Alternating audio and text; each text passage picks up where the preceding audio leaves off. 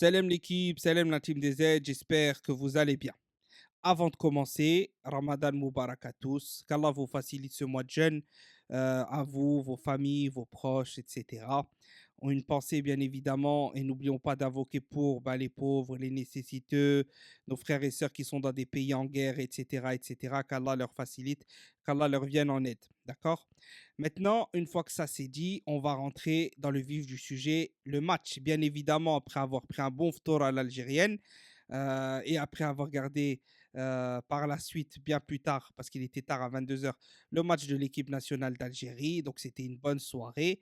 Alhamdoulilah. N'hésitez pas d'ailleurs à me dire dans les commentaires Team Herrera ou Team Sharba. Ici, c'est Team Sharba 100%. Donc, toute l'année, 30 jours sur 30 jours, on y va. Donc, on rentre dans le vif du sujet, d'accord. Alors, le match, victoire 2-1 de l'équipe d'Algérie sur le Niger. Ok, bon. Victoire dangereuse. Pourquoi victoire dangereuse? Parce que on s'est fait très très peur. On s'est fait très très très très peur.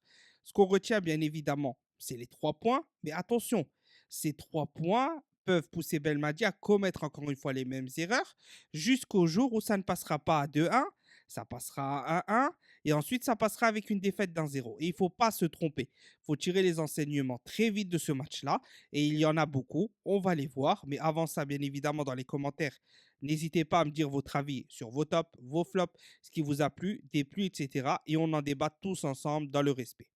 Bon, pour ma part, la composition d'équipe déjà.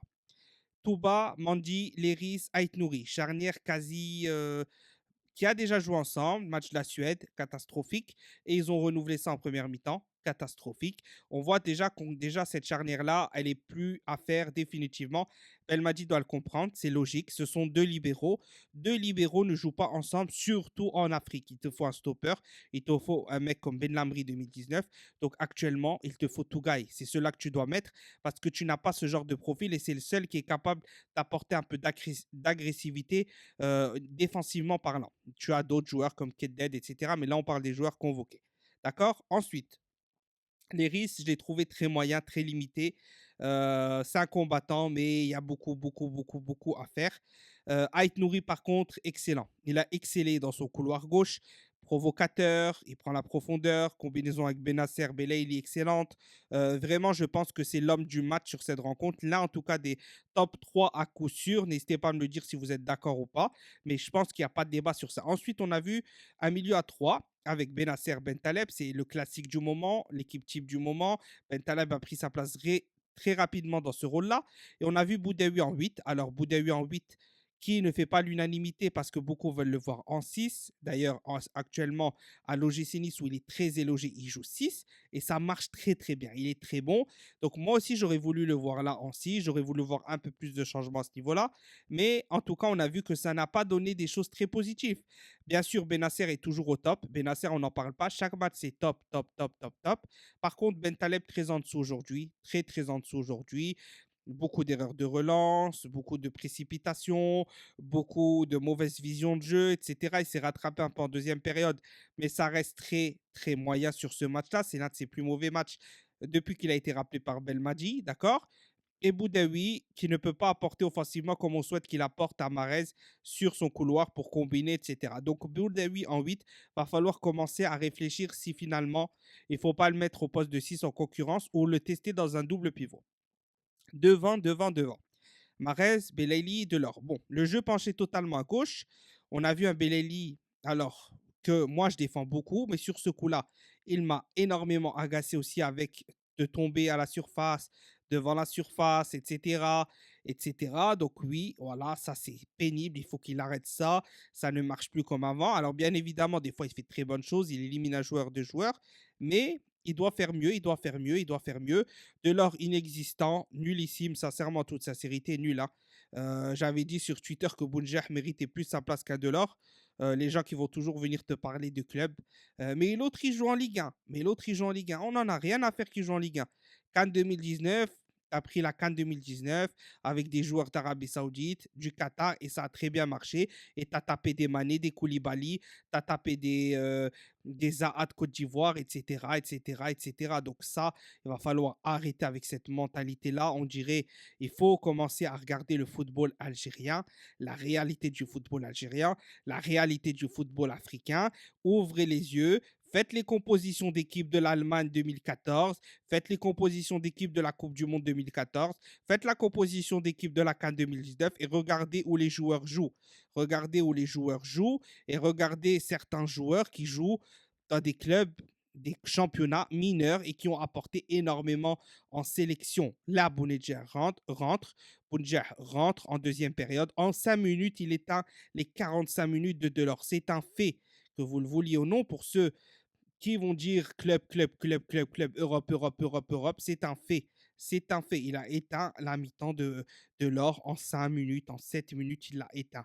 Et tout le jeu, il a été présent. Donc, entrée fracassante de Bounedjah. On a vu Amoura, et joue en Suisse, il n'a pas niveau. Il joue en Suisse, il n'a pas niveau.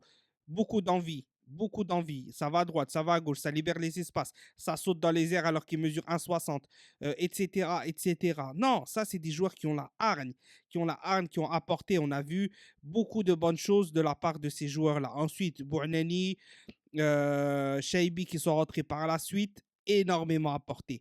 Ça, c'est la jeunesse qu'on veut voir. Et bien évidemment que Belmadi ne doit pas convoquer les mêmes que l'époque. Il doit rajeunir cette équipe-là. Et on voit que ces joueurs-là sont déjà prêts à enflammer le public algérien.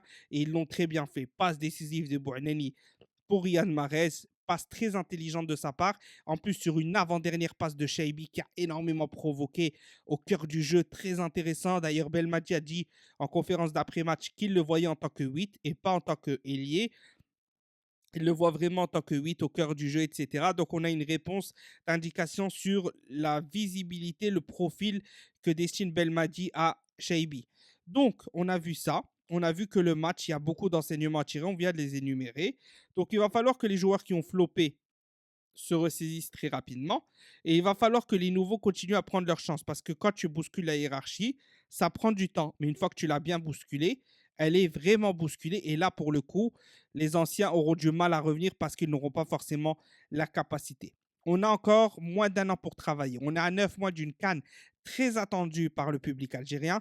Et il va falloir frapper fort. On en attend plus, on en attend plus, on en attend plus. Peu importe qui Belmadi, mais il devra être jugé sur ses performances à la CAN 2023. Il a énormément de joueurs à disposition. Quand on dit énormément, c'est énormément.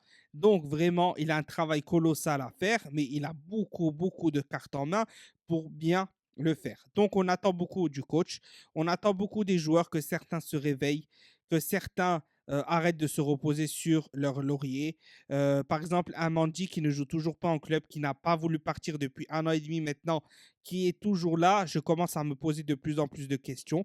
Je suis désolé quand on voit que Belmadi fait sortir Boudaoui alors qu'il n'a pas fait un plus mauvais match que Bentaleb. Pourquoi?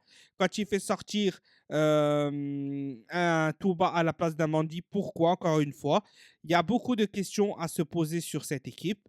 Le coach doit hausser un peu le ton avec certains joueurs. On ne va pas rentrer dans les détails ici, mais vous m'avez compris pour la plupart. Donc, c'était tout pour cette vidéo. Attention à cette victoire très dangereuse qu'il faut être content de l'avoir pris, ces 3 points. Mais attention, il y a énormément d'enseignements à tirer et ne pas considérer ça comme une victoire absolue. Il faut travailler, il faut travailler, il faut travailler. Tahia l'Algérie, ça parce que la vidéo va être postée tard pour ceux qui la verront. Et voilà. Donc, salam l'équipe.